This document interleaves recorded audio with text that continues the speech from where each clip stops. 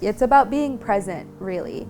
I think that when we're like walking around our towns or getting to work, we have a destination in mind and we have a goal in mind. And I think when you're bird watching, it kind of forces you to slow down. I remember I was taking a walk along the lakefront, and apparently there was a bird sanctuary along the lakefront that I had no idea was there. And I remember hearing the song of a black-capped chickadee, like looking around really high up in the trees trying to find it, and then it just turned out that it was like right in front of me. And I was like, oh my God, it's so cute. I wanted someone to like tell me what this bird is, but like I didn't know how to figure it out. So I just like continued walking, and I ran into someone that was in the bird sanctuary, and I was like, oh my God, I just saw this bird. It was small and it had like a black cap. What kind of bird was it? And they're like, oh, it's just a black-capped chickadee. And I was like, what? Like, how do you know that? She like mentioned to me that there's these birding groups that meet regularly, and she invited me out to the next one. And so I went out, and the rest is kind of history. What I think is so fun about watching birds is, first of all, they're just so cute. They all have different behaviors and different ways of communicating with each other, different ways of foraging for food. You don't need too many things to go bird watching. It depends on what kind of experience you want to have. Binoculars tend to be essential for a lot of bird watchers. They really help you be able to focus very clearly on a bird. Like, it's like ultra zoom for being able to identify a bird. You don't need binoculars, but it's very helpful to have them. One tool that was really helpful for me in learning how to identify birds has been a bird ID app. You can enter different characteristics of the bird that you saw, like the size, the colors, what it was doing, and the location, and it will give you a list of birds that it thinks it might be. And so then you can like kind of look through them and figure out which one was yours. But you can also use a field guide, which is a book that has all of the birds that can be found in a certain region. And so there's a field guide for east of the Rockies, for west of the Rockies, backyard field guides, there's hummingbird field guides. There's also field guides in Spanish too. And you can find field guides for different countries. And you can get those at the library. You don't need to buy the book.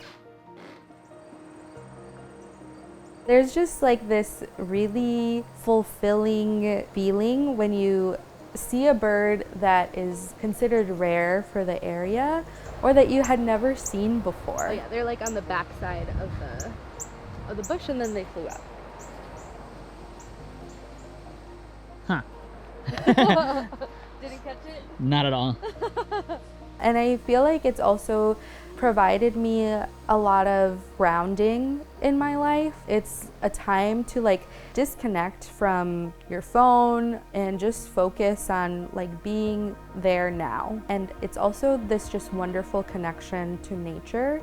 And I think it kind of reminds me of like what our place in the world is when you're looking at birds and when you're seeing how they're interacting with the habitat. There's this care for living beings that is also part of it. In the city, there's more people, more noise, less habitat.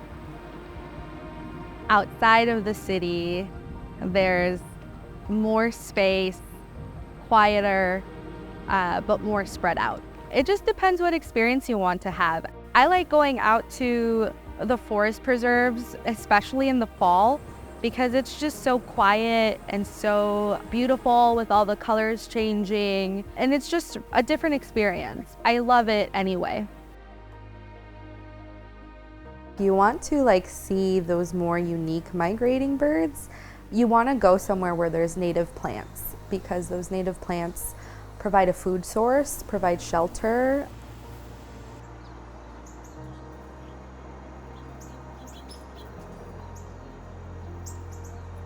It's just much more personal when I go out by myself. Like, I like to look at everything, whatever piques my interest, whether it's a plant or a fungus or a bird.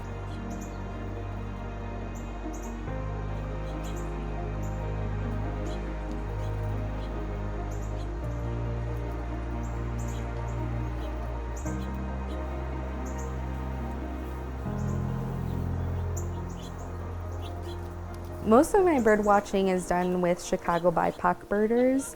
We are a group of Black, Indigenous, and people of color who enjoy birds. And so we organize events for our communities, and I have organized several events with the group. You're seeing double, you probably want to bring them closer so these like open and close.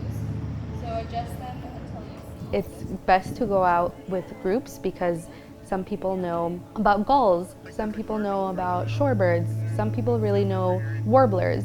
But being able to hear from other people how they identify birds so that you can learn how to identify those birds too.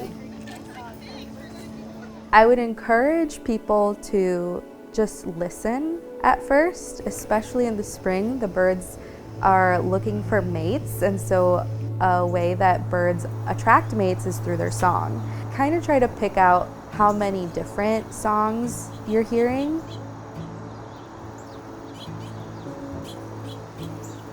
I have made so many friends and have grown my community so much through bird watching. Honestly, that's just been the most rewarding part. It's just been really great for me.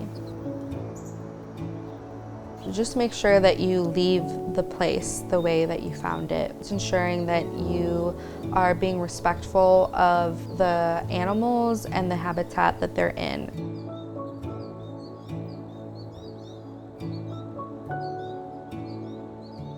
Birds are all around us, even in your lawn, the house sparrows, the starlings. You just have to look. Thanks for watching. Subscribe to discover more hobbies and visit notjusthehobby.com to learn more.